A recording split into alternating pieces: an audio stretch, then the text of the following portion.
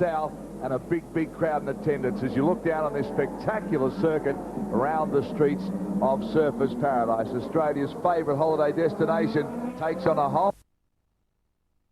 Not only Indy cars, but Formula One through the United States of America. Nice to have you back here in Australia, Derek, and we're also joined by our own former champ, Alan Jones. Derek, very important session here for the slower cars.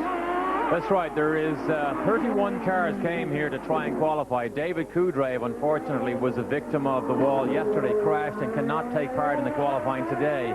So there's actually 30 cars, of which Robbie Buell is the slowest at the moment, trying to go for 27 spots. So 3 people will have come all the way to the other side of the world and go home without even making the race. Yeah, tough assignment, but gee, it's healthy for Indy cars to have that sort of fields. I believe when you go back to America for the second race of this series, that, big lock up there, as you can see there. AJ. Well, that won't have done his tyres any good at all. He's probably put a nice little flat spot on them. He'll have a big vibration coming back through the steering wheel, and he'll probably go, well, actually, he's flattened the back right-hand one. But, in fact, that could have been the reason for the lock-up, because the weight transfers to the lighter back right-hand side of the car, takes the weight off the front left-hand side of the car, and that could very well have caused that lock-up. But either way, he'll be back into the pits. AJ, you've had a lot to do with getting these cars to Australia, setting up this circuit. I know you put the Formula Fords here this year, the Group A Tourers. Gee, the sunshine's come out, everything looks great, and look at that tyre, it's gone. Yeah, it's well and truly had it. It's, all he can do now is get back to the pits as quickly as he can without wrecking any suspension. The last thing he wants is for the tyre to come off the rim. That could wreck his rear wing, but he has to get back and get some rubber on because, of course, this is a very important qualifying session. Support programs this year, very special. Oh, there we go. Look, yeah, see now, that was the problem. The back right-hand tyre's already locked up, back left-hand tyre still turning, but it took the weight off that front left. He did very well to hang on to that and guide it through, Derek. He did, and things go from bad to worse for Buddy Lazier, because he's one of the drivers struggling right now to make this field. He's 29th fastest, so valuable track time is what he needs. He has struggled to get that car to handle all weekend here, and now he's in even deeper trouble than he was this morning. Isn't that always the way, though? This is Robbie Buell you're looking at now. Now, Robbie comes from the Indy Lights series, and a lot of people thought he would go a little better than he's done so far, because part of the prize of winning the Indy Lights is to actually get an Indy car. And unfortunately, he won in the year that preceded that. There was no Indy car as a prize when he won the Indy Lights Championship. He's very talented, but he's one of the group of drivers, like so many all over the world, that struggles to find the budgets necessary to go and race with a good top team to get good equipment, and therefore your weekends become a struggle more so than an enjoyment. While we're talking about teams, I did mention as we came on air that the second round of this championship is going to have something like 40 combinations battling out for grid spots. I mean, it's a very healthy situation. It really is, and people have been saying for years that IndyCar are in self-destruct mode because of the regulations and because of the in-house fighting among some of the owners.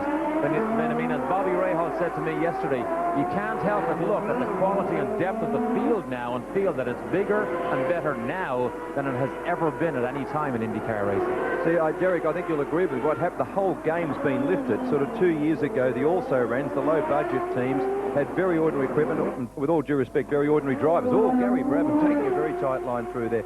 Very ordinary drivers, and what's happened now is that the whole game's been lifted. So even the so-called low-budget teams really are comparison to the front runners of 4 years ago. Looking at Gary Brabham in a beautifully turned out blue and white car there in front of Robbie Buell. Now, Gary Brabham, gee whiz, there's some responsibility on his shoulders, but this is a Penske last year's model, a very competitive car. He's been doing a lot of practice laps. He's been trying to spend as much time as he can in the car. When you consider he hasn't had many drives in the last 12 months, particularly in this sort of motor car, he's got good sponsorship this time round, and he's very keen to do well. So Gary Brabham, a good chance for maybe a top 10 finish. This is, remember, last year's Penske, which on a street circuit like this was very, very good. But Gary is flirting with danger right now. He was 27th on that lap that we just saw him finish, moves him up to 26th fastest. So he's safely in the race as we speak right now, but there's a lot of time still left in this session. I think, as you say, Derek, he's sitting on the bubble. Sitting on the bubble. His time 1:40, 1:41.17, 1:41.17. Remember, 4 cars will not qualify, 27 will make up the grid. Of that, we've got 20 Lolas, 6 Reynards. They're the new cars. You'll see them a little later on. 5 Penskes, there are 19 Ford engines, 10 Ilmores, 2 Hondas, and they're the engines that everybody's talking about.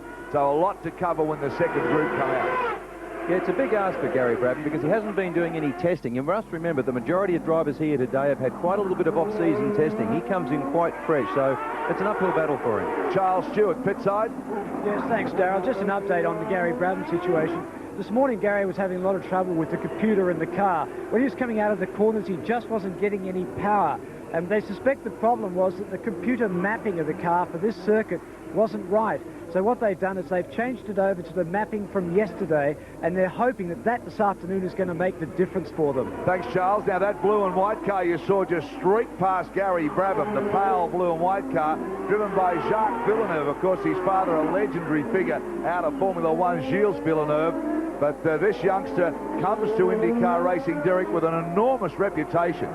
He's 22 years old, run by Barry Green from Australia. Barry believes so much in this young man. He believes he is a potential star of the future. And you notice the style on his helmet. He does not want any relationship to his dad as regards being a driver. He wants to try and stand alone and be Jacques Villeneuve, not Gilles' son. So he said he doesn't even want to have his dad's color scheme on his helmet. Mind you, I'm not sure, Alan, that he's even old enough to remember what a legend his dad was. He is wearing the number 12, though, and that was a number that was worn by Gilles when he drove for Ferrari. Yeah, it was the number that he carried before he got 27. But it's funny, Derek, you say that about that. I mean, I would be very glad and happy and honoured to be Gilles' son until at least won a couple of races, then I'd be Jacques. Yes, exactly. I understand exactly what you mean.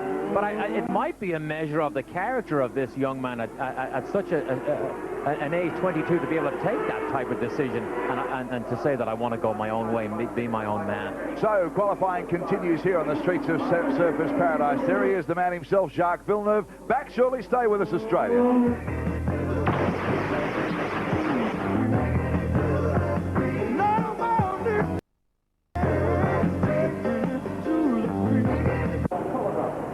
Nice to have your company wherever you're watching us on this beautiful Saturday here on the Gold Coast, right around Australia. Great that you could join us. There's a red flag out at the moment, and that is the reason why Andrea Montemini has gone into the wall, and you can see there the car badly disarranged in the front, so the red flag is out till that car is removed from the circuit, and the slower of the qualifiers from yesterday's session will again battle to try and improve their positions further up the grid. Now, this is not the sort of thing they need. They need track time. They need to be able to put in as many laps they can around this street circuit, learning the course, trying to improve their position.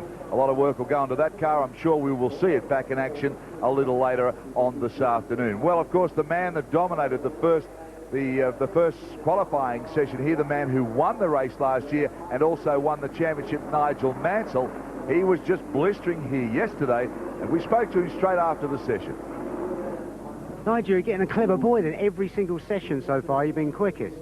Well, it's coming together, and I'm pleased this morning because I think the track isn't any quicker today at the moment, so we've got a good old headwind down the straight like yesterday. We just got to keep going. The most important session, Barry, is this afternoon, as you know. Absolutely. What happened there? We were watching on the monitor, and it was all smoke and etc. going from the right-hand front. Yeah, what happened was I passed the record check, which pushed me over in the middle of the road, and there's a good camber here, and I had one wheel one side of the camber, the other wheel the other side of the camber, and I was braking for the corner. My wheels were up on the ground, and my tub was on the ground, and I didn't stop very good, did I? No, we noticed. And Jim McGee said it's about the first time you've ever found reverse gear. Yeah, I mean, I found it twice over the last 2 days. It works good, doesn't it? So as far as you're concerned, you're pretty happy? Yeah, I mean, we've done a few things with the car we're not quite sure about, but the great thing now, Barry, is that we've got the computers to back us up, so we pick the laps where we want the computer to print out the whole lap and the lap speed and how deep you go into a corner. So we've picked out the 3 laps of the 20-odd laps we've done this morning, and we'll compare everything on the computer and see which is better. Not too bad. Yeah, well, it helps, doesn't it? I mean, the clock watch, as you know, never lies, but you got to see the balance of the car, and that's where the equipment can really help you. Lovely, thanks a lot, Ace. All right, mate. Well, there we go. That is a look at the times from the second qualifying session. Nigel Mansell with a 1:35.683.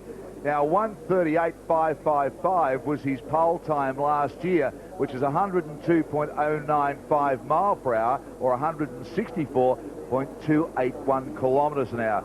Now, his fastest time so far, 1:35.683. Michael Andretti put an unbelievable lap in late yesterday afternoon and bounced off everything. I think he hit the road about 4 times on the lap, 1:35.848, and really bumped himself from the bottom to second place.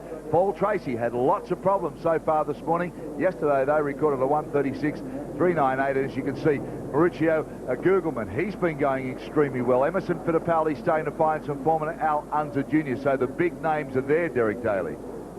They are indeed. In fact, Michael Andretti's lap yesterday caused a bit of controversy because, as you say, he only hit the road in spots. He drove right up over the top of some of the curves and some of the chicanes.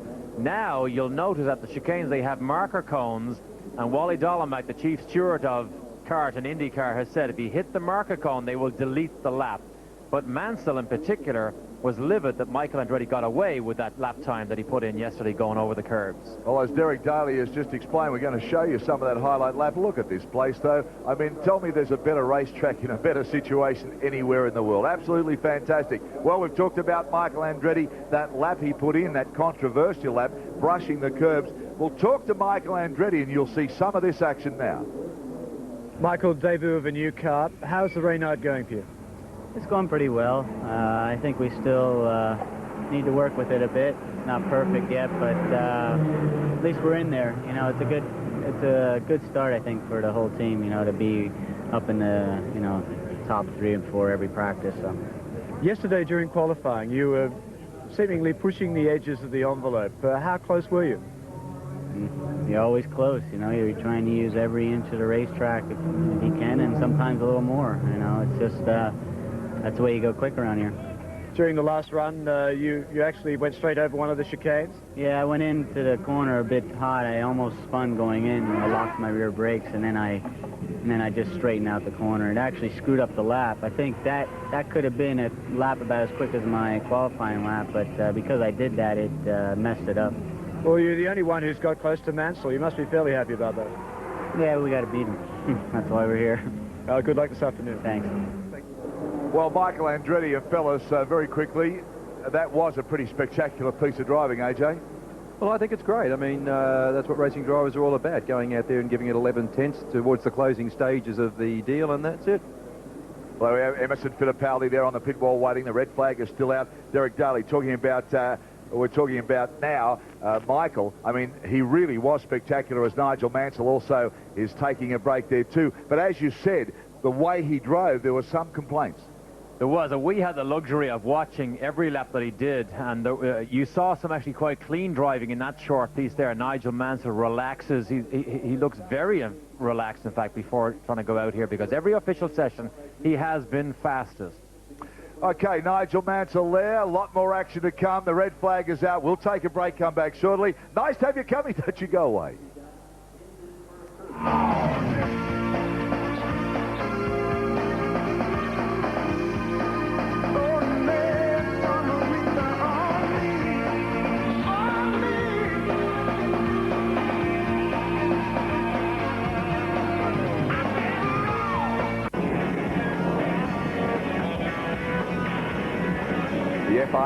FAI Australian IndyCar Grand Prix, looking down on the Gold Coast Highway. I guess you've driven it right around Australia. You've been here, you've been up and down that road. It certainly takes on a new look. Look at that surf rolling in. You're looking down towards Burleigh Heads in the background there, one of the premier surf spots in the world when that place works. Nice sea breeze coming in here. Big crowd in attendance. International flags are flying. Blue skies here on the Gold Coast. The high-rise, the place looks a picture. And already the crowd starting to pour in here for the action. And looking off the high-rise buildings, of course, an enormous amount of people that have a great vantage point because this is where they live, and they look down on the racetrack. The Mansell flags, they're flying. There's a lot of Brits out here, and it's just a wonderful atmosphere. Right, the cars are coming back onto the circuit now. Fellas, what I want to do is let you have, there's 13 minutes left to go in the session. What we'd like to do is have a look quickly at that Andretti lap again, and I'd like you two, Derek Daly, Alan Jones, to make your comments of what you're seeing him do here. It was really spectacular. Here he is, Michael Andretti. You just heard Michael say, I used every bit of road and then some more. This is going to be a classic example of what he means by some more. Whoops. A little taily under brakes there. He's really getting into it. It gets better. Just watch this. Actually, when you look at on the sideline like this, Derek, you can actually see a man manhandle a car around. You can actually see him working that car. Oop, a little bit of power oversteer coming out. Corrects it, keeps it off the wall, feeds it on here again. Nice clean exit. And you talk about manhandle. On a street circuit like this is one of the few places now with contemporary racing cars that you can manhandle a car and actually pick up some time. Usually you have to be smooth. Whoa! That's the one right there that everybody complained about because he did not get called on that. That lap did count. It wasn't actually as fast as one, but they changed the rules since then. But you can see that? I mean, how can you get away with stuff like that? He is off the air. He really has got the eyes on. But great value. Great value to watch a man earning his dollars by dragging every ounce of speed out of this car. But Derek, as you know, if you keep doing that on a road circuit in these sort of cars, you're going to bend something sooner or later, or worse, you're going to weaken it. The mechanics aren't going to see it, and in the race, that could be the very thing that lets you down. I don't think he'll do his race laps like this, but for qualifying, he's prepared to hang it all out. Great to watch, though. Great to watch. Good effort by Michael Andretti. Fellas, what he's really done there, though, is really shown his hand. I mean, he's obviously very confident in this Reynard car, and he's going to take Mansell head on as we come back live. Well, he also saw the checkered flag then, so he knew that that was the last lap. He was either going to do it then or never, and he decided to go for it, so good on him. All right, back live now, and the minutes are ticking away, and of course, Derek, the last thing these fellows need is a delay in qualifying. They need all the track time they can get. This is Hiro Matsushita. He's on a bit of a wing and a prayer here, holding his breath, because he is 26th fastest. Gary Brabham has moved back one spot. He is the last man that's currently in the race. So Matsushita and Gary Brabham fighting over that final grid position. Matsushita has brushed the walls here at Surfers Paradise once or twice before on previous visits. I think it was a little bit more than a brush, too. He actually went away with a broken leg. Dear. Uh-oh. We don't need that. That's Gary Brabham. Stop. We do not need that. So Gary Brabham unfortunately stopped out on the circuit. As we said, he bumped himself up from 27th to 26th. This man now will have seen that. That's going to inspire him, because if he can drag a little bit more out of the car, he can bump the Australian out of this race. So Gary Brabham, what a dreadful situation for him at the moment. He has 0.4 of a second over Marco Greco, who's one of our South American friends. Marco Greco is 28th fastest, but Gary has 0.4 of a second on him. That's not that much, though. When you're back that far on the grid, you can make a tweak to the car and make it go faster, and Gary could be in trouble here. Well, there's about 9 or 10 minutes to go, I would think.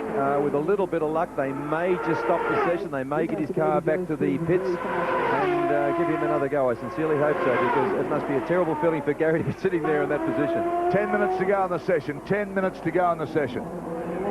Yesterday, Michael Andretti ran out of fuel. He stopped right in the apex of the last corner. They had no option but to stop the session. I don't think Gary was watching him. Gary should have stopped right in the middle of the apex and forced the people to stop the session. An experienced driver would actually roll his car into a spot where, okay, this doesn't sound very nice, but it would be deemed to be dangerous by the officials.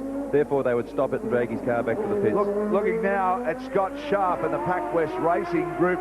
Derek, probably foreign to Australians that are watching the Indy cars, maybe for the first time, even though this is the 4th time the cars have raced the streets of Surfers Paradise, because practice is divided into 2 sections. The top half, the fastest guys practice together, and of course the slower do the same as Sharp comes in. But it's very, very important that they can improve and improve quickly.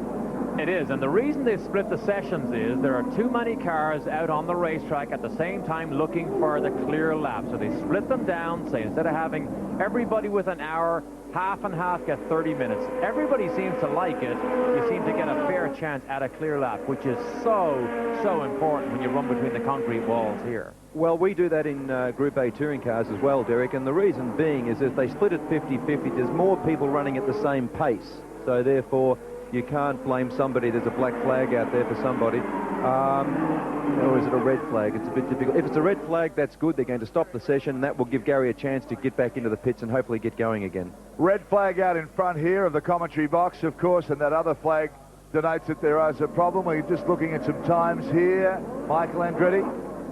Well, he's just been bumped down to 28, so let's really hope that he can get that car back and get it going. Charles Stewart in the pits talking about Gary Brabham. Yes, Darryl, apparently the problem was that he had an oil pressure light come on and he switched the engine off. So it wasn't the car stopping, he switched it off.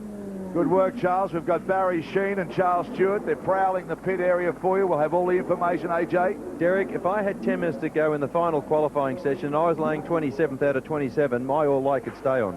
I would hope that the oil light was wrong, not the engine that had the problem, and you just keep going. You drive that thing until it stops if necessary. But Gary is in deep trouble now if the oil light is telling them correctly that there is a problem with the engine, because he is not in the race as we speak. Okay, as you watch the cars come round there, Willie T. Ribbs, we'll talk about that car as the session goes. Car 24, quite an amazing story, and a lot to talk about there. We'll take a break, come back while the cars are getting ready for the final spurt in this session. And you're watching this, of course, from the streets of Surfers Paradise, exclusively on Nine's Wide World of Sports.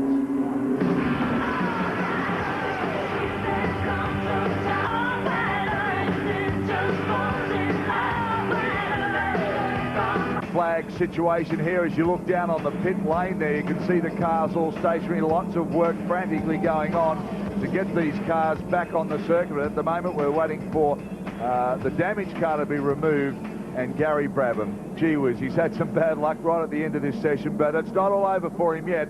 They've got to get this car back going. Nigel Mansell, well, he's just relaxing, but down in Sydney certainly not relaxing. But before we go to Sydney, let's recap this session. Very important. Nigel Mansell with a 135.683. Michael Andretti showing his hand with a 135.848. Paul Tracy, been a bit of a sleeper and had some problems, but he's there with a 136.398.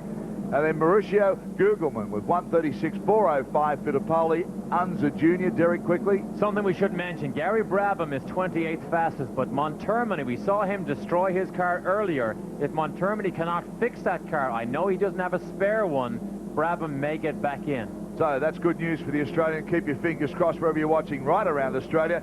I know watching with a lot of interest in Sydney is the Golden Bear. Ian Maurice for the Sports Update. Good day, Darryl. Thank you, and good afternoon, everybody. Australia's Patrick Ruff. Thanks, Bear. Okay, we're looking at Mark Smith now. Now, this is the brand new Lola T94. It's powered by a Ford Cosworth XP engine, the Craftsman's Tool Ford Walker Racing entry. He really is trying hard, sitting on 22nd spot. Now, Derek Daly, he came to Australia and was spectacular, and this fellow came with a big reputation as well. He's now in 7th. His time has now gone to 7th, so he is starting to show his potential. He has qualified very well. In fact, last year, using one of the year-old Penske's, he was 6th at his home race in Portland. Now, 1 minute 37.476, his best time. We just saw him climb all over the curves to get that time, but he will be delighted with 7th fastest. He's a teammate of Willie T. Ribbs and of Robbie Gordon, who we will see later on. 5 minutes to go in the session. There, he's starting to hang it out. One thing you've really got to watch on these road circuits, you can be very aggressive and you can climb all over the curbs, but really what you don't want is for the back of the car to slide too far out on exit of the corners, because that does cost you a lot of time. You've really got to feed the power in nice and gently and make sure you transmit that power to the road. AJ, looking in that car, the new Lola, gee, you see a bit of last year's Penske there, don't you? Yeah, well, Penske's were very good on road circuits last year, but they're very happy with these new Lolas. They seem to be working really well. But, of course, you can't take away from the Reynards, too, because, I mean, if you look at some of the people in the Reynards, not Jimmy Vasser, well, you know, not to degrade him in any way, he's certainly a lot further up on the grid than he has been in the past, Eric. Yes, he is. And you mentioned earlier, Alan, about the whole game having been raised. When Reynard announced they were building a new Indy car, Lola went back and with a complete, fresh, clean sheet of paper to design the best possible car they could come up with. So really the chassis design, their game has been raised too. And these cars are much faster, as you saw the times that Mansell did yesterday. Car into the wall. Qualifying. Car into the wall back there, and that's Dobson. Dobson's car 17, up against the wall. So this could probably bring the session down again. Dominic Dobson, that's the PacWest Racing Group. It's also a Lola, and right into the wall. Car 50 you're looking at there now is Alessandro Zampedri, and he's just coming slowly around the circuit. You can see the hand go up. Could be fuel there, you think? Yeah, they run it so light. He struggled yesterday. He had 2 laps this morning before he had an oil pressure problem. He threw in a lap that got him into 22nd fastest, so he is clearly and safely in the race, but this looks like just a lack of fuel, trying to get the last dregs out of the tank. to try and get the ultimate qualifying. But look at Dobson. Doesn't look like too much damage. So Dobson into the wall. You can see there 3 minutes to go into the session. Gee, they've had some problems, this group. Certainly been quite a few stops. Now, the important thing about this, you're probably wondering why he's staying in the car. Well, he must stay in the car. Yeah, apparently, unless it's on fire, they must stay in the car until the marshals come over and give them permission to leave. Is that right, Derek? Yes, and of course he will hope that the marshal will come over with a tow truck, get him out of there and get him back in. But he's also safely in the race. Well, I say safely, he's 27th, so that's not that safe. Raoul Boycell, the Duracell Charger, Dick Simon racing team here. Dick Simon, gee, gets involved with a lot of cars each and every year. And you can see how badly that car handles, Alan. See the slide as he puts the power on, trying to get this thing to work There's properly. about 6 bites of the cherry coming out of there. This is a surprise, really. His best time is 1 minute 38.60, which only has him. It doesn't even have him in the top 10. He's 17th fastest. He is a man that a lot of people thought could win races this year. Mo Nunn, the well-known engineer that helped Lyondike and Fittipaldi and Mario all to win races, moved over to work with Boiselle this year. But they just haven't hit the sweet spot here this weekend at all. Now, there's a classical case of really, he was on racing line then. I don't know whether you saw the car have to pull out and pass him or not, but that's a bit naughty. We're in the closing stages of qualifying. People are really out there desperately trying to put a really good quick lap together. People going very slowly back to the pit should get offline. I mean, it really can ruin somebody's attempt to get further up the grid. So best time now, this is Jacques Villeneuve, 5th. He's done a time of 1 minute 36.410. Bumped himself up to 5th. Oh, it slides off onto the grass. Rejoins the track again. Well caught. Oh boy, he has got some ability. He's gone up to 5th and just got stuff. That remind you of anybody in particular, Alan? Absolutely. He looks like he's got his old man's car control because he just grabbed that and was really well caught. And didn't phase him at all. Look, he just charges over the curves down to the next chicane. Here it is again. Look, loses it under braking. Full opposite lock, off the brakes to get his steering back, and that really is a good trained mind to do that, because believe you me, when you're heading towards a brick wall at 140 mile an hour, you do not want to take your foot off the brake. You want to press it harder. He corrected it, took his foot back off the brake to get his steering back, rode back over it, and he's back onto it now. Jacques Villeneuve, 30 seconds to go in the session, so he'd be aware of that as he screws it up and gets it sideways. Oh boy, he's got the aggression his father had. He mightn't like to have people reminded of his father's aggression and flamboyance, but it's certainly there. Jacques Villeneuve up into 5th, and you can see how twitchy it is. Hits the curve again, lifts wheels all over the place, really trying this last lap. Well, I mean, he's already 1, 2, 3, 4. He's in 5th position. It looks like he's going for pole. And this is his last lap, because the flag man, we can see him from here, is just about to wave the checkered flag. Villeneuve can finish this lap. This will be interesting to see whether he can manhandle it like Michael Andretti did and drag a few more tenths of a second out of this new Reynard. Brand new team here this weekend. One of the Reynards you've heard so much about, Alan, they've never really built a bad race car. Formula 3000 Europe, they've dominated, but straight out of the box, these are not only pretty cars, but they're very efficient. And they're working really well. But as you rightly say, Darryl, they've built good Formula 4s, they've dominated Formula 3000. It seems that whatever they put their hand to, they just bring out a very, very successful car. And there are some people that are here today that perhaps wouldn't be as high up the grid as if they weren't in a race. One of the records they are hoping to continue here is every time they've gone to a new championship, their cars have actually been on the pole for the very first race. That's a record they hope to complete this year, this weekend. And of course, Michael Andretti is probably their biggest hope. Rick Mears probably had the most successful new car way back in 1982, if it was a March, if I remember, and that was quick straight out of the box. But that'll be the last time this sort of thing's happened. That's right. The March changed the face of IndyCar racing, of course, because it brought ground effects really to the production car. But this is Villeneuve's final lap, and we get to see, did he improve? Waiting for the time to come up, checkered flags close this session down. Of course, the fast cars to come out as yet. Let's have a look. Not to qualify as car 25, Greco, Lazier and Kudreve. Those cars have missed out, and of course, Montemerni, he had that shunt against the wall. So they're the cars in doubt at the moment, but that session winds down, and the times in front of us waiting to come up for Villeneuve to see how he has gone, but he had bumped himself up into 5th. He didn't improve, but to give you an idea how close he has been to the limit, that lap that we just watched, was less than 1/100th of a second slower than his fastest lap, which was 1:36.492. That was the lap he just completed, as against a 36.48, so less than 100th of a second. Okay, fastest man around the circuit so far, still Nigel Mansell, Michael Andretti, Tracy, Gugelman, Villeneuve now there on the leaderboard too, and Fittipaldi. We'll take a break, come back. Lots of action from surface. You're going to enjoy this afternoon.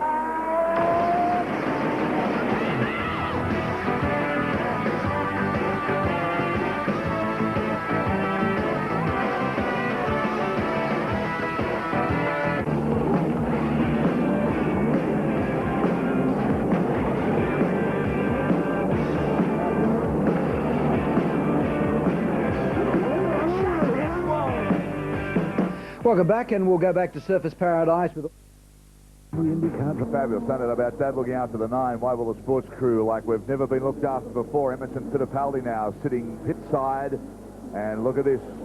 Paul, no, that's Emerson Fittipaldi there, car number 2. And gee whiz, he's had some problems, or is that Paul Tracy? That's Paul Tracy there in now. Emerson's car. Is that right? Yeah. That's the spare car. We can see the cross beside the 2. And that's the spare car. Now, Paul Tracy, Derek Daly, he has been towed back in 4 times today. At least 3 that we've seen. This may be his 4th. And again, he stopped right on the apex to try and stop that session and get himself towed in. I don't know what it could be. I mean, it can't be the same thing all the time.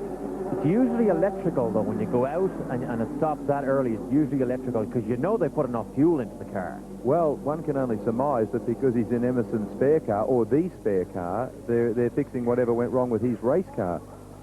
Yeah, the helmet designs with the blue on it. You've really got to look. One, they're both blue and red, but that one, of course, red, white, and blue. And driving Emerson Fittipaldi's spare car, we saw Fittipaldi sitting in the pits. And the first session, he was really spectacular. And of course, anyone that can remember his father, the great and late Gilles Villeneuve, he was so spectacular. Well, young Jacques did exactly the same thing here around the streets of Surface Paradise, and Barry Sheen spoke to him straight after the session. That's fantastic performance. They're up to 5th position. Yeah, the car was going much better than yesterday. And you know, I could push it hard and still not get up too much sideways or something. And I knew the track better than yesterday as well, so I could use it more as well. Yeah, you said not push too hard and get sideways. You had a sideways there, really good save. Yeah, well, yesterday was very tough because the car was sideways everywhere and I couldn't really push it. Today I could still push it and just, you know, barely get sideways, and that was quick. Yeah, we saw on the television you had a really nice sideways. It reminded me of your dad.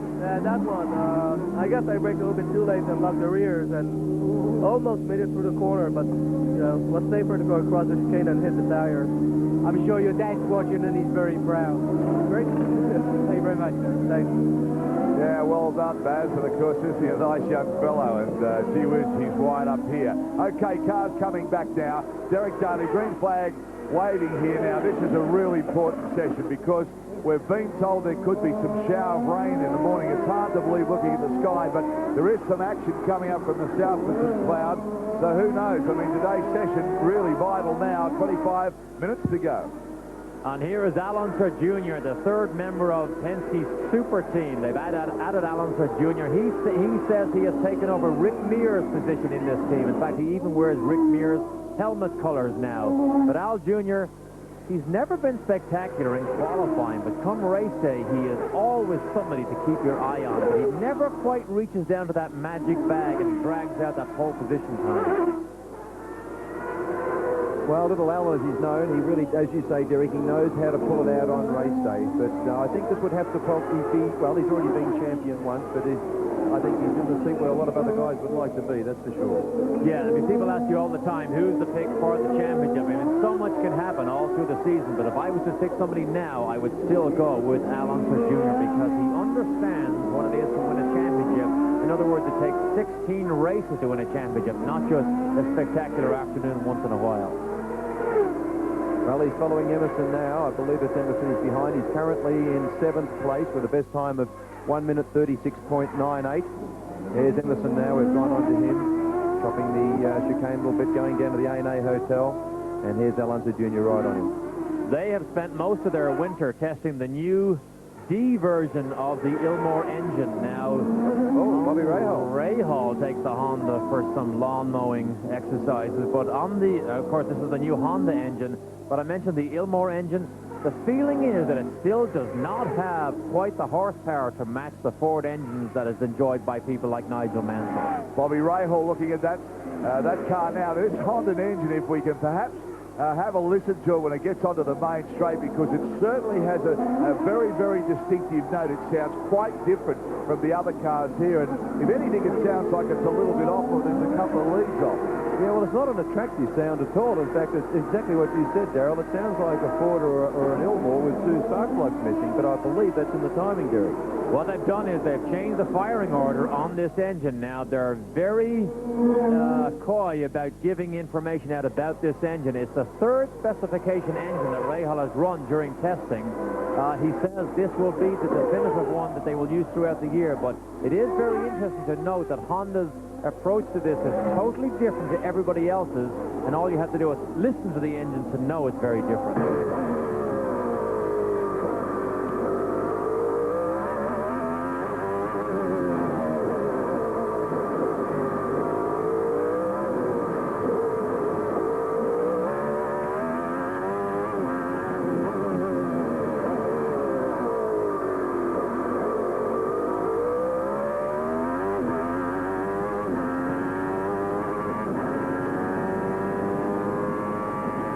Absolutely spectacular shot, and there's the note we talked about. It really is flat, isn't it? Yeah, it's a very flat note, but as Derek said, I don't think the Japanese will be giving any secrets away. They'll be holding it very close to their chest, but it is in the firing order. It's a completely different approach, and no doubt they'll come up with something.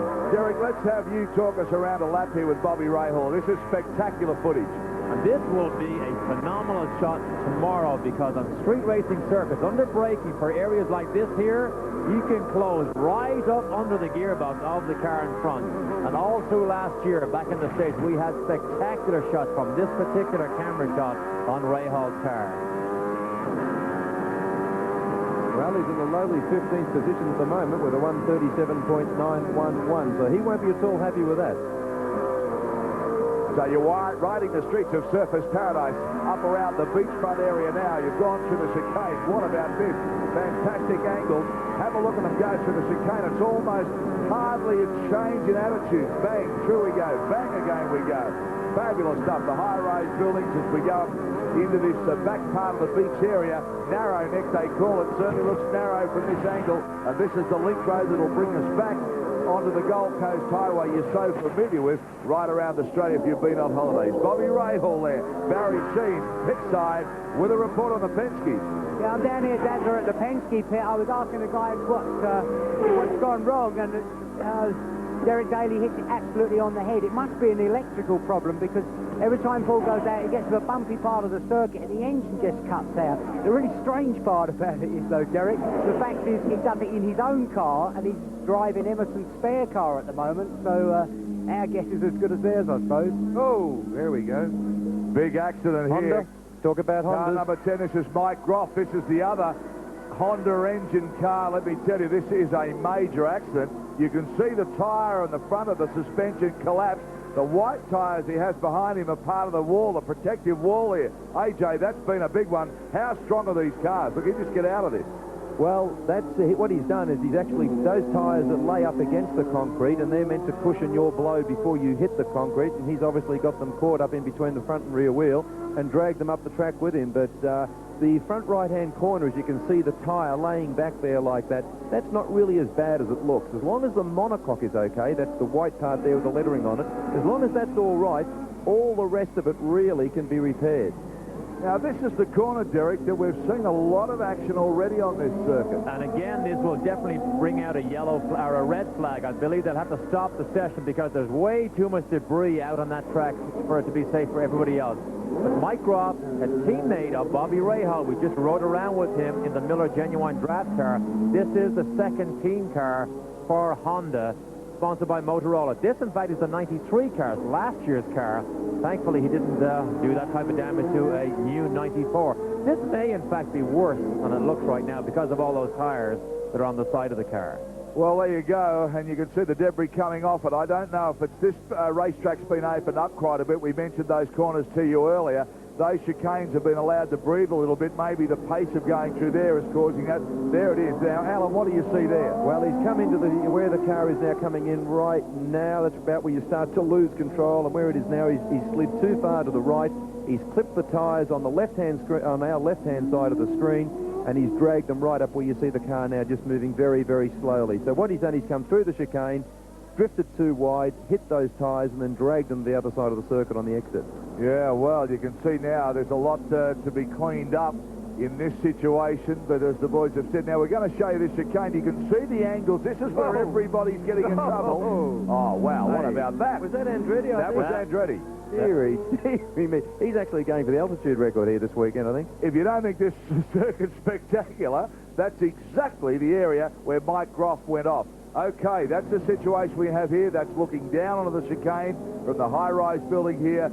Certainly plenty of action as the course cars are out now. This debris has to be cleaned up.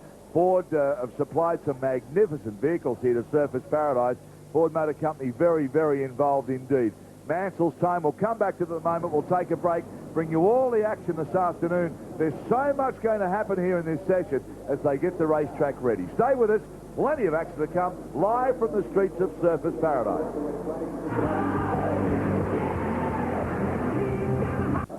Oh, we've got Mansell coming through first. Now the second car through, here he comes. Wing Commander Andretti. Look, that has to be about half a metre or so off the ground. I mean, and we thought what he did yesterday was spectacular, but you can see he loses it on the way in. Now he's out of control. He's got no option. Straight over the curb, right into the flight path.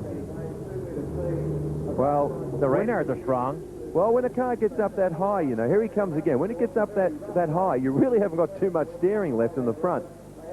So you're in the lap of the guys to a certain degree. He could very well have done what the Honda car just did before him. Look, this is in slow-mo. He gathered it up there. Look, that is very high. Lands very hard on the front left-hand side. Keeps it all on the straight line, and off he goes. Well, there you go. That's just a look at Michael Andretti. Of course, Michael Groff came off in exactly that. Have a look at the freeze, guys. Look at the attitudes of the car and look at the altitude. There it is. That will be feature spectacular, well-used reel for the rest of this season. Michael Andretti in his debut in the very, very strong Reynard.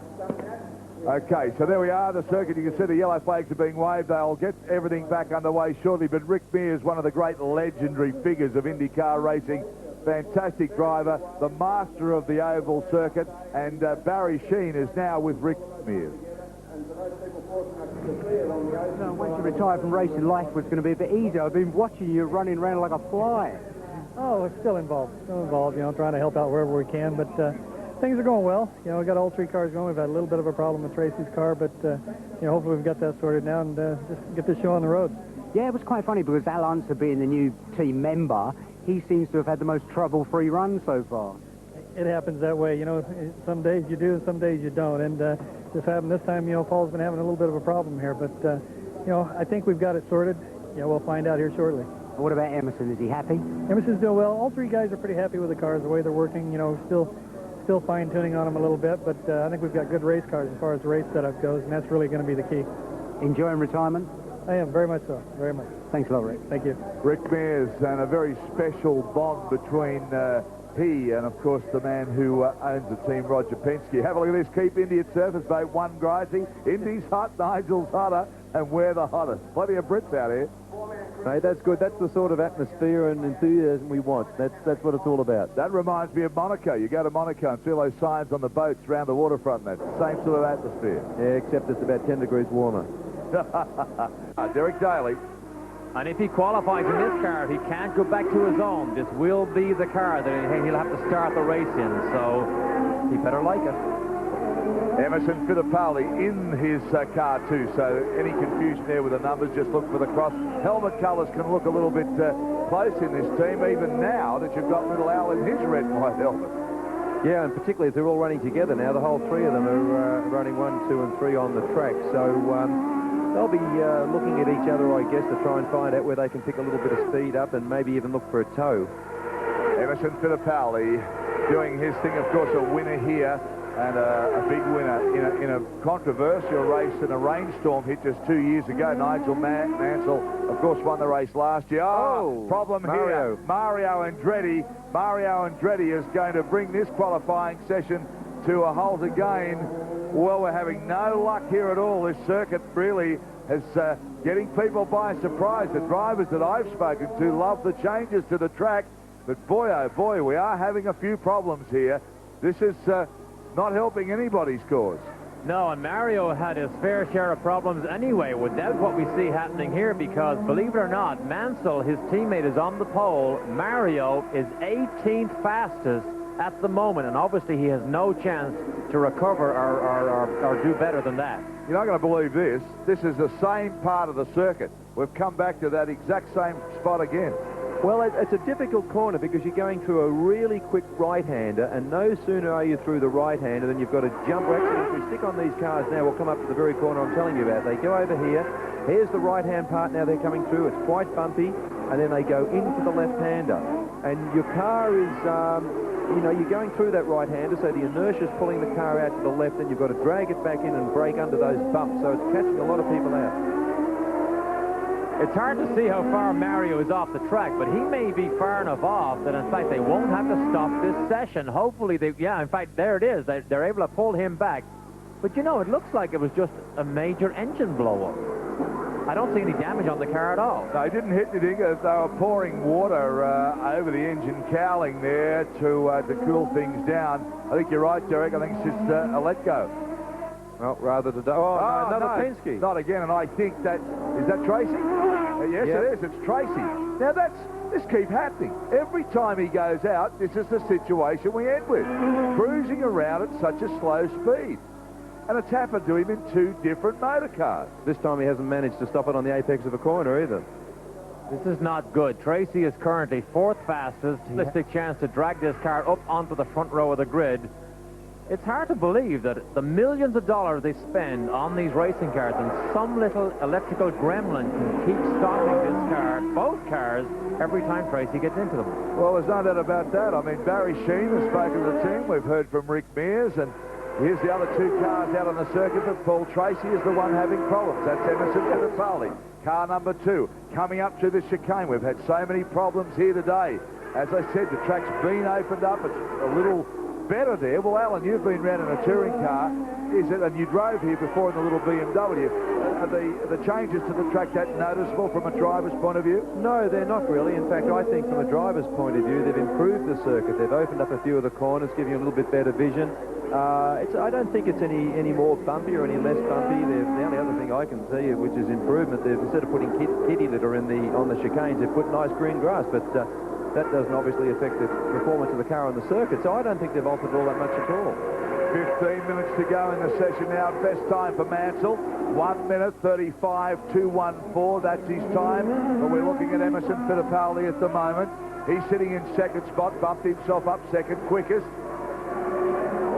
Here's Nigel Mansell. We'll take a break, come back for the closing minutes of this session because it's going to be good. Mansell, Andretti, Fittipaldi, Tracy, Gugelman, Alonso Jr., that's how they're sitting at the moment. Back shortly with a lap here that was unbelievable. A 134.887, which is 106.053 mile per hour or 170.649 kilometres an hour. Comes back into the pits. He's a happy chappy, let me tell you. The covers go on the wings. We'll have a look at the spectacular action of this lap under 135, and there'll be comments from Derek Daly, Alan Jones. What are you looking at here? A man determined to defend his race ground. Well, you see that little thing the guy just plugged in behind Nigel's helmet. Here we're looking at a lap now of him.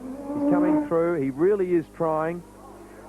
You'll see when he exits corners here that he jumps on the power in the back of the car, fights to try and get away from him. But Mansell, this is the lap. Look, over the curbs, on the power hard. This is a man at work dragging every piece of time out of this car. Watch him lock the brakes also several times. Oh, he's hanging it out there. He's getting on the power very early. Whoops, locks the front left going in. That goes a bit light because it's the left-hand corner. Transferring the weight to the right, so then the left goes a bit light and locks up. Now, Mansell wasn't even under pressure because there wasn't anybody within half a second of him, yet he is able to go out and just put the magic lap again and put pole position from what we can see here and now way beyond anybody else. Tremendous lap. And fellas, that lap, the first under 135, I mean, what an amazing time. As you said, there's been debris all over the track. There's been quite a bit of dirt thrown up where the cars have been clipping the corners and just putting some grass cuttings up onto the circuit. But a 134.887, the Super Brit, he really does mean business. Well, there, Darryl, you can just see those cords being taken out, as I was explaining before, behind his helmet. That's the telemetry. So they would plug that in. That would tell the engineer what oil pressure and what temperatures and all sorts of things that have just gone on in that lap. So they can store it and use it. And later on, they'll all go back and look in the computer on the TV screen, and you'll be able to see exactly how that lap was for him and if they can improve the car at all. Derek, last year, Mansell, 7 poles in 1993. And this year, he broke 3 track records in all 3 racetracks that he went to go test this particular car. Now, people didn't know whether it was underweight, soft tires, no pop-off valve. They all said, well, let's wait and see how the new Lola goes at Surface Paradise. Well, here's evidence of just how good the car has been in testing, and the proof of the pudding is in the eating. Well, the session stopped at the moment. 13.5 minutes to go. 13.5 minutes to go. In these hot cars out on the circuit now. Michael Andretti, car number 8, right on target to try and nail Mansell. At the moment, really trying, using all the circuit and then some. He's got it wound up. This could be a repeat of yesterday afternoon's effort. Well, he's now on about his second or third lap on brand new tyres. In fact, you can still see the sticker on that front left-hand tyre, which doesn't do very much work around here at all, because particularly with the camber these cars are running, you can still see the sticker on the far left-hand side of that front tyre. But now he has got those tyres up to working temperature. I would think this will be the lap he'll really go for it. But his problem may be he's catching Fittipaldi. Now, he has been faster than Emerson most of the time. But you can see there, that's Fittipaldi in the Penske right ahead of him. He needs a clear road if he's going to try and make a realistic challenge at Mansell. Pretty little car. This is the Reynard we've heard so much about. They've dominated Formula 3000. In fact, every time, as Derek Daly mentioned earlier in the telecast, they've brought a new car out into a class they have qualified on pole. Andretti would love to see that happen as he lets the back end go a little bit here. He's trying, no doubt about that, but what a pretty motor car. It certainly is, and also very effective. I mean, he really is reeling in Emerson under brakes. Here we are through the quick... Yep, through there, okay. That's where he went flying last time. Emerson's actually got away from him a little bit. Then he probably did lose a couple of tenths under braking for that left-hander. Here's the dicey left-hander where we've seen all the action so far. Comes out of there with a little bit of oversteer, full power on, down a little bumpy braking section, lifts up a front wheel. Ooh, backside hanging out under full power. Unlike Formula 1, where every team has to build and construct their own car, IndyCar, you can literally go to a production-based car like a Lola or a Penske. Sometimes Penske will sell it to you. But people have been shying away from building new cars because it seems to be difficult. Yet Reynard comes in, the first time they've ever done it, and produced a customer car that's reliable, safe. People seem to like it. Look at this. Fittipaldi under brakes there, and that brings back memories of a couple of years ago when Rick Mears went almost the same way in the rain when Fittipaldi put pressure on him. But Emerson Fittipaldi lost it there. And you will see a red flag because that is such a dangerous place for Emerson to sit there. He's obviously stalled the engine. There is no option but to call another tow truck out to drag him off the gravel and the grass. Well, the kitty litter, as we call it, here it is, AJ. You can see him coming down here. The car looks balanced. Now it gets out of shape. Yeah, over those bumps, he looks like his brake bias is a little bit too much to the rear. You can alter the bias. That's the amount of pressure that goes on the front or the rear under braking. He looks like he had just a little bit too much on the rear. It locked those rears up as the car was just a little bit tweaked, and that was enough to send it flying into the kitty litter. Pretty incredible, yeah, the red flag is out as Derek predicted, but fairly incredible how these things pull up so quickly. I mean, he really didn't even get into the gravel area there. 7:53 left to go in the session. Look where he's pulled up. Well, you talk about brakes, but Derek Daly, the gentleman sitting next to me, was able to drive two cars, one of these cars and a Formula 1 car, and I was talking to him about an hour ago about the brakes. Derek? Well, the Formula 1 car uses carbon fiber discs and pads, unlike IndyCar. You're not allowed to use carbon brakes on an IndyCar. And purely it's economics. They do not want to get into the expense of carbon.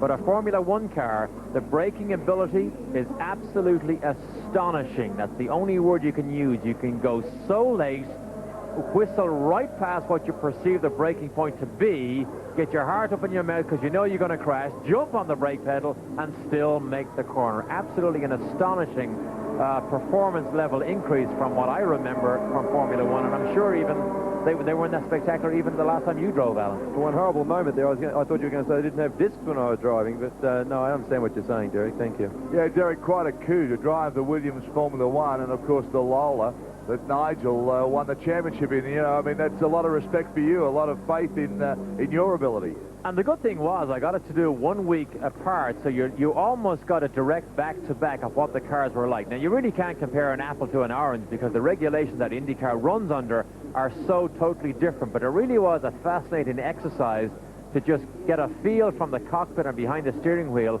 of just what these cars are like, because obviously I haven't driven an F1 car or an IndyCar for such a long time. Derek Daly, part of our commentary team here, the man that drives them all around the world. He'll drive you around Surfers Paradise a little later. Stay with us.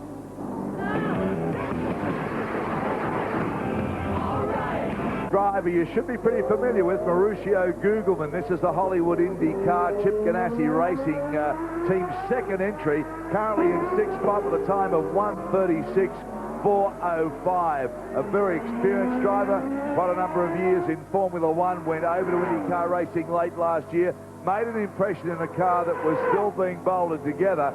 This sponsorship really comes out of Brazil, and he's been very, very sharp around this track for the first time. It's his first look at it. In fact, this is Reynard chassis number 1. This was the very first IndyCar that Reynard built. Michael Andretti did all the testing, the pre-season testing in this particular car. They repainted it, put Gugelmin's Hollywood sponsorship on it, and he only did, believe it or not, 200 miles of testing since the end of last year. Runs a Ford Cosworth XB engine just like Michael.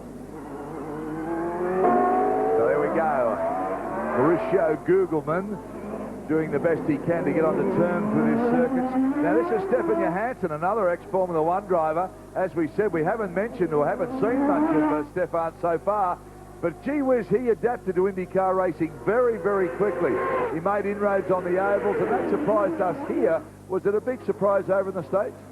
Well, I don't think so, because he came to IndyCar racing with a very good reputation. I mean, he didn't get drives with McLaren and Ferrari because he didn't have any talent. So really, I think it was expected he would go well. Now he needs to settle down and get some results under his belt, because opportunity in racing doesn't come too many times. And this is the same car that he ran last year here. He is currently in 11th fastest grid position at a 1:37.329. Stefan Johansson. Very nicely turned out car for Stefan Johansson. And if you'd like to make some travel arrangements, look at Michael again. Burns that right front tire off, but on the Stefan Johansson, he just bought a travel agency in Indianapolis. That'll keep him busy.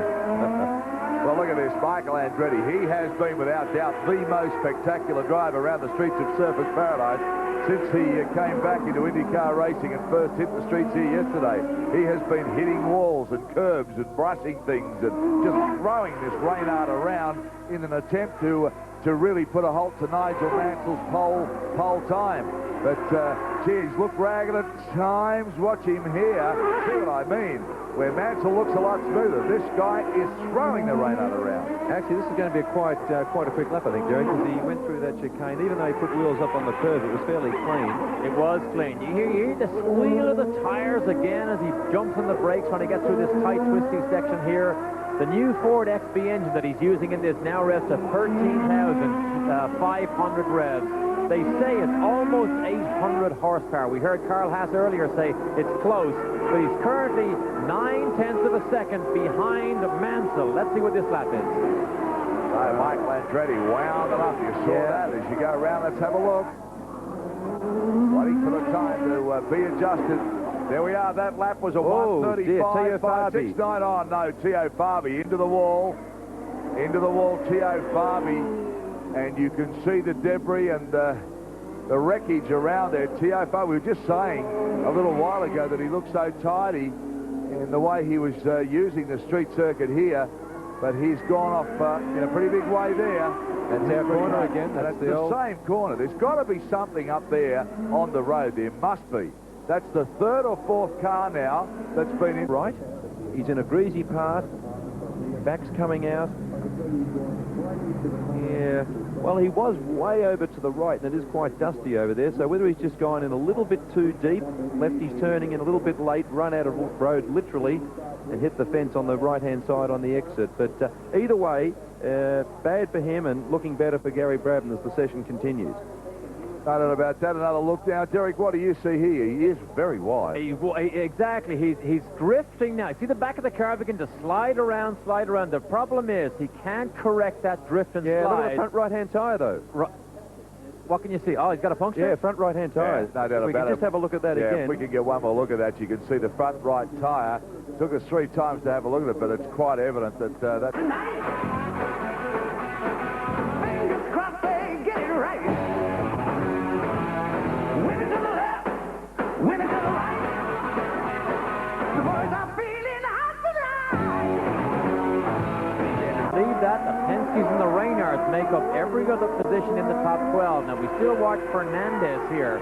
He is a surprise to me because he's a rookie. Had 3 or 4 races last year, had some huge crashes, had a big crash in Phoenix on the oval in America earlier this year. Took away a bit of his confidence, but he is absolutely flying at the moment. In fact, his last lap was his best of the weekend at a 36.091.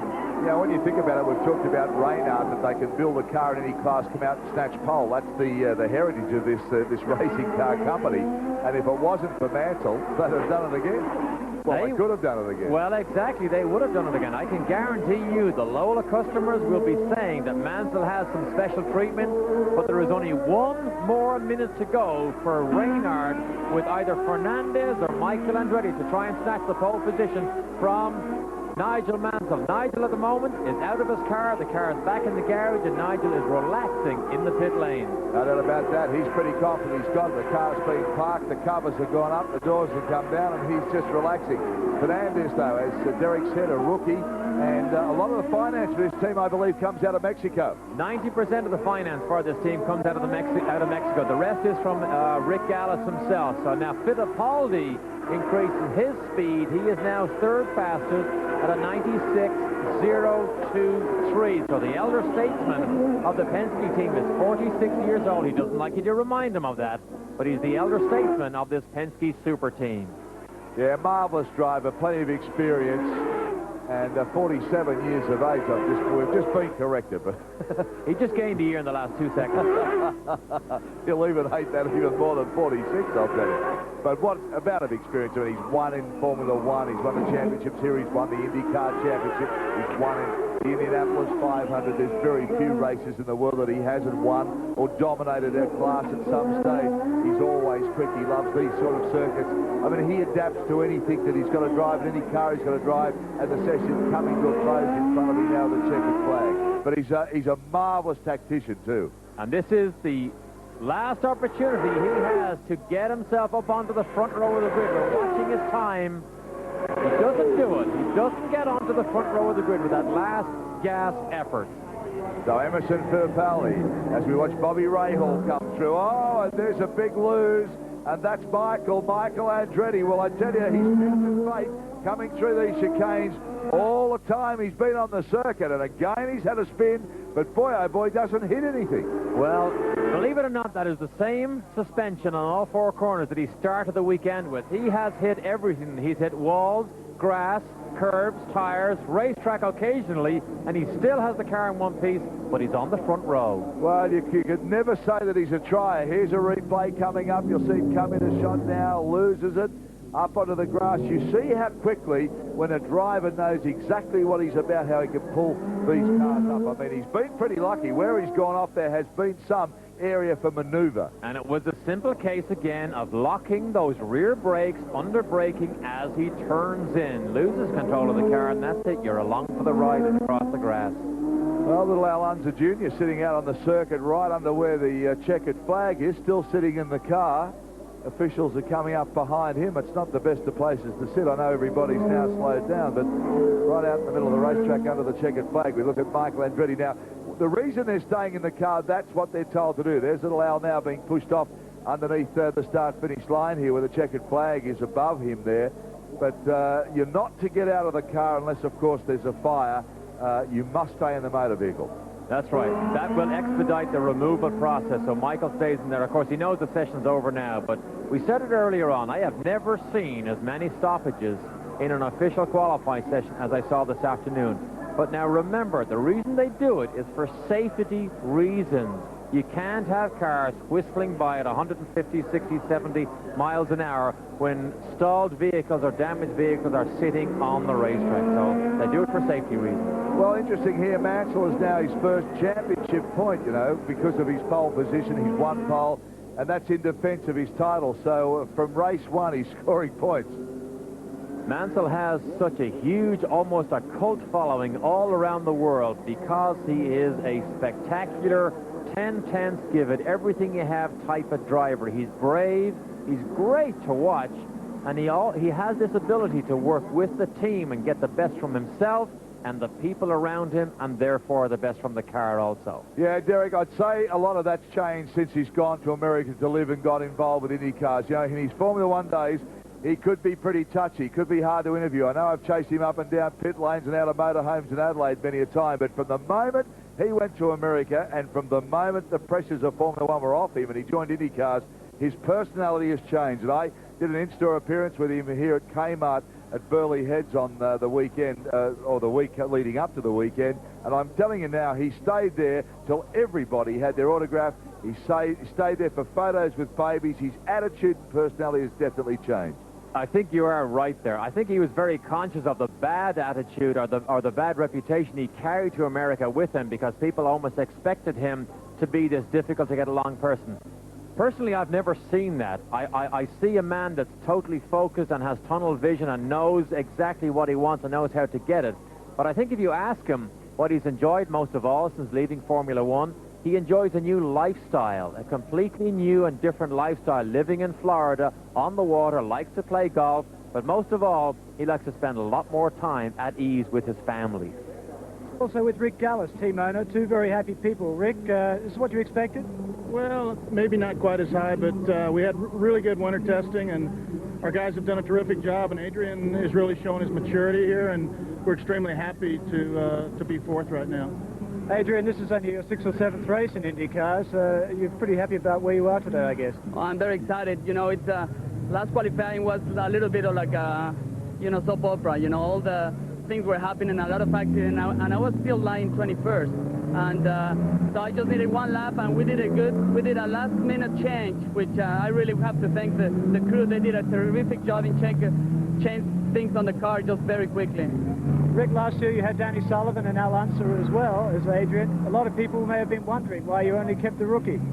Well, I just want to talk about the positive things, and you know, Adrian is a real leader, and we have some great sponsors in Quaker State and Tecate, and they've been a big help to us, and so we've got a lot of support back home and here in Australia. We really like this race, and we hope we can come back next year.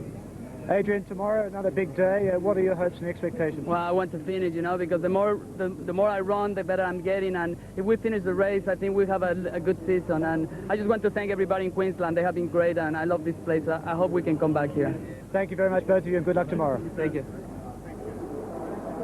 Well, you look down at Surface Paradise, there are some spots of rain on the circuit, and, well, let's hope it's just blown away. The wind, I can see the flags in front of the broadcast area we're at now, which are the flags that are blowing on top of that pit area there, and there's a fairly strong southerly blowing, so I would think they'll blow away, and let's hope so. But a man that blew us away with his driving style today was absolutely fantastic. Michael Andretti, he's down there with my mate Bazza. Yeah, thanks, Dazza. Michael, you must get the Aviator of the Year award. Yeah, I guess these things aren't made to fly, but we tried. You should do it. You'll be horrified when you see it on the slow-mo. I knew I was pretty high. I had to be about 3 feet in the air, I'd say. And what about the Reynard? Happy with it, obviously? Not, you know, we just, we need to make it a little better. I mean, we're slower than Nigel, so obviously we're not perfect yet, but you know, we're working on it. We're ahead of the Penske's, now we just got to get ahead of Newman Haas, and we're going to work on it tonight and try to come up with some ideas, and maybe we'll get it right for tomorrow. Well, it's certainly strong enough, there's no doubt about that. Yeah, that's for sure. I'll tell you that thing, I can't believe it. I figured everything was going to collapse after that, but no. Put new tires on, go out.